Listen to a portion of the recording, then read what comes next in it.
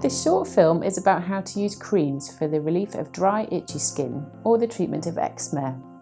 After watching this, we hope you'll feel more confident about using creams for your own skin or perhaps that of your child. Sam was about 2 months old when we first realised that he had eczema, I think. His skin was really dry and it was just kind of even worse in some patches.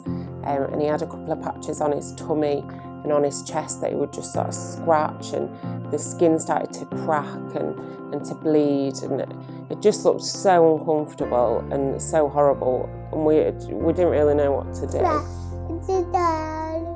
Normal skin is held together by natural oils and fats. These oils make skin waterproof, soft and flexible, and keep bacteria out. When the skin hasn't got enough natural oil, it becomes dry, itchy, red, cracked and sore. We call this dermatitis or eczema, but it's basically very dry skin.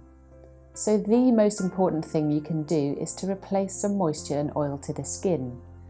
Moisturisers or emolients are the main treatment for dry skin or eczema, and if used well, they can prevent flare-ups and avoid the need to use stronger steroid creams. There are lots of moisturisers to choose from, but they all do the same job, adding moisture and a fatty layer to the skin. Because he was so young when he first had the dry skin, we couldn't really kind of ask him how it was or get any sort of response from him.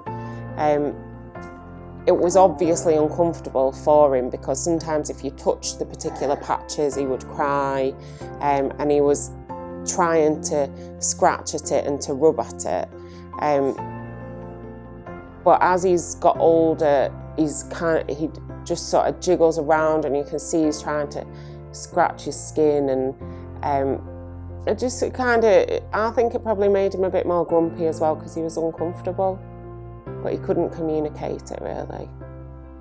There are 3 different types of moisturiser: ointments, lotions and creams. Ointments are the thickest, which makes them last longer on the skin, ideal for extremely dry skin. However, they can feel a bit greasy and sticky. Lotions are thin and more watery, so they go on easily, but don't moisturise so well and may need to be put on more often. And creams are in the middle, and this is what most people prefer, as they give a balance between being a good moisturiser while feeling comfortable on the skin. The most common reason moisturising creams don't work is because we don't use enough of them. A teaspoon of cream should cover an area of skin the size of the palm of your hand. That will give you a nice thick layer, and there should be a shimmer on the skin once you've applied it. It doesn't need to be rubbed in till it's all gone, as rubbing can actually irritate the hair follicles. Try to smooth it on evenly using the flat of your hands in the direction of hair growth. It's worth saying that it is hard work using moisturising creams properly. They need to be put on all over 2 or 3 times a day. Getting into a routine makes it easier to remember, especially if it's your child who needs the cream. As a guide, you should aim to finish a 500-gram tub every week or 2. Yes, that's right, a tub every week or fortnight, not a tub every couple of months. The worst that it got was when his skin was cracking and it was bleeding, and then that got infected. And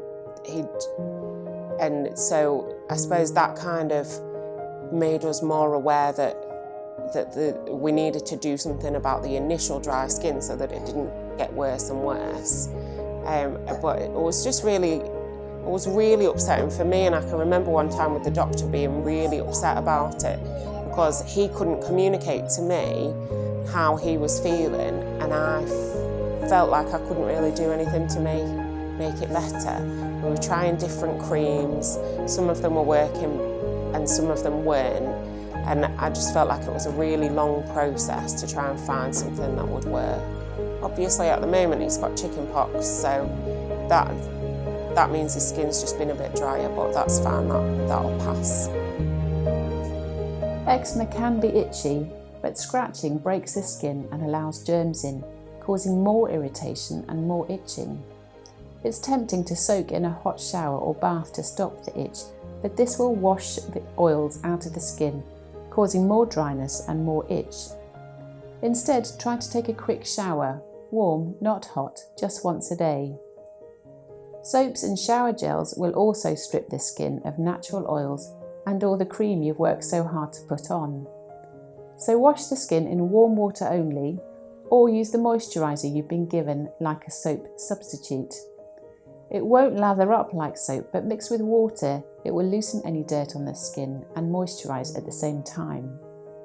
Alternatively, there are shower washes and bath additives we can prescribe which clean and moisturise the skin. After having a bath or a shower is a good time to put more cream on, as you've already got your skin out, and putting cream onto warm, damp skin will trap an extra layer of moisture in.